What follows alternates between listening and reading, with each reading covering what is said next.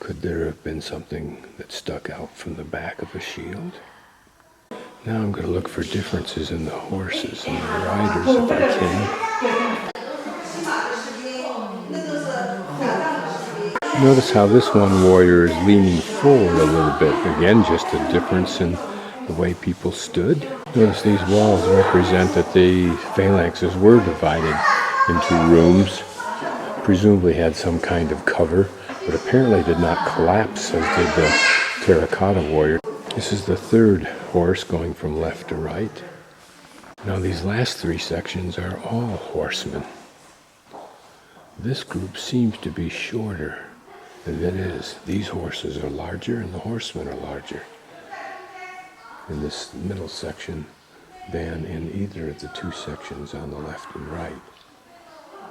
You notice as I pan across the first two lines of them, the horses' heads are sometimes in different position, although it seems to be a little bit too much of one than the other, but not really. If you look closely, you'll see the horses' heads are in different positions. Here there appear to be more than one color of horse. This one, who knows what color, but more red there than the same as the first, that third one. The one in the back may be a darker color, which would be realistic. I want to look closely at these larger faces to see if there's any difference, like there was intended to be with the terracotta warriors.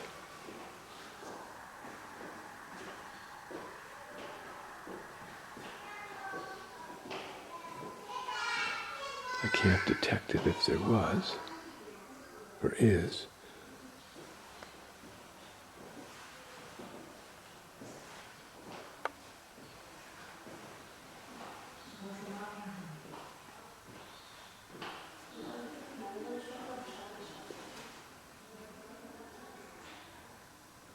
I want to look closely at these larger faces to see if there's any difference, like there was intended to be with the terracotta warriors.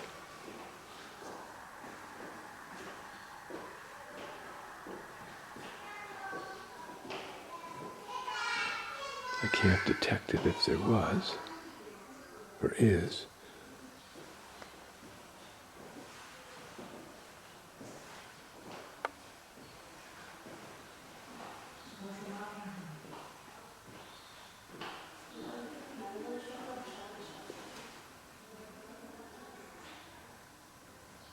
Are we looking at three different colors, or what? Actually, I think I'm wrong. I think this group, the second group ahead of us, are the same large size. It's the third group, farthest one away, that's the smallest. It also appears as I shoot down this line of men that some are a little bit forward, some a little bit behind the others, in a natural way. Okay, this panel answers a few of those questions.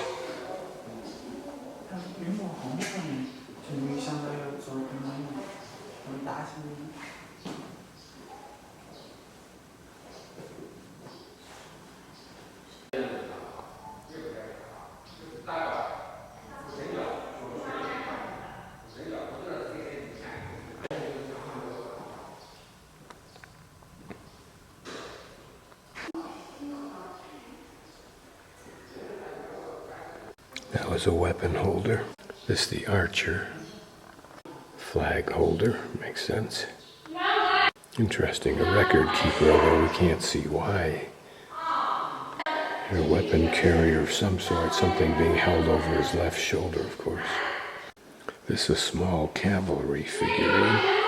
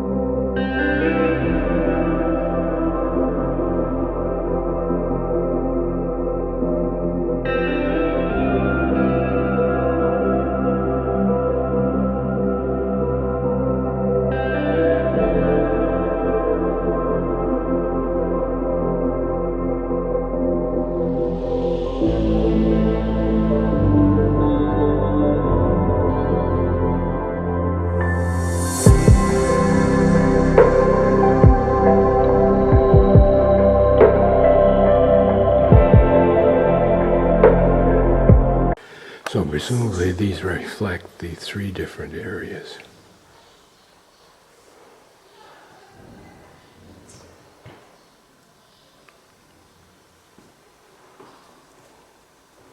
We can see differences in clothing. This one has a tunic-like, but it's not opened. This one appears to be one that opens and closes. This one almost like a sweater type device, some kind of scarfing.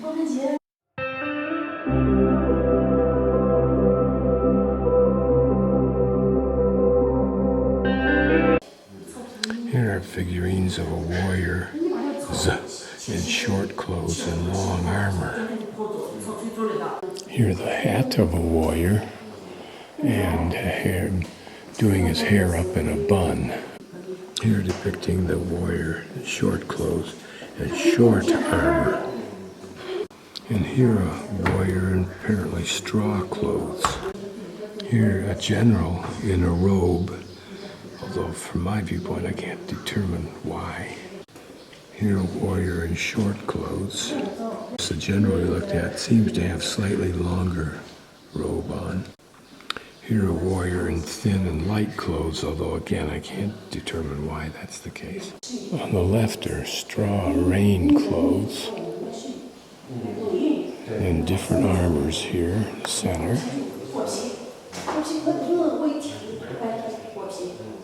Here apparently some designs of clothes. The one on the left is underclothes, wetted clothes, and thin and light clothes to the right. The warrior on the left in a robe and in short clothes on the right. Here the leg wrappings and the shoes made of grass. And a shoe with a round toe and a short upper.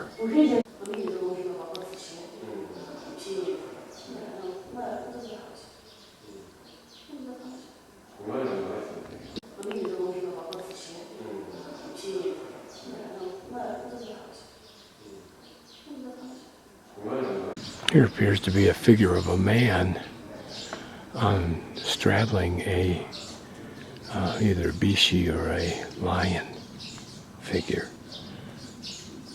Restoration of the legs of the lion. Here's a very pretty large bowl. It would be lovely for lilies to be floating in. Can't tell whether this is of a monkey or Kermit the Frog. Seriously. I'm thinking it's a monkey, but Kermit sure comes in really close. Nice carved panel. Another area of the museum. I don't know what it's for. My guess is that it's under restoration, as indicated by this building, which looks like it's been completely stripped in preparation of painting. Yes, this is a complete restoration, if not a rebuild.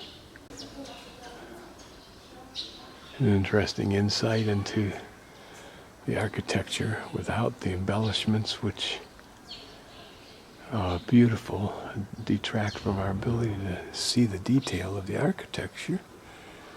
This is novel here. Imagine the detailed carpentry. Who does that work? This preservation and continued use and reverence for these dead old trees is, I think, very novel. This reminds me of bristlecone pines that I've seen way up high on mountains in California and elsewhere. And most recently, Great Basin National Park. You may be able to notice this bird here. Not sure what kind it is. Some kind of a marsh bird. Here are two dragons intertwined at the top, but their heads coming together on what probably is a script of something important in the center. This remaining portion of something shows dragon sculptures in 3D almost. Some more wagon wheels.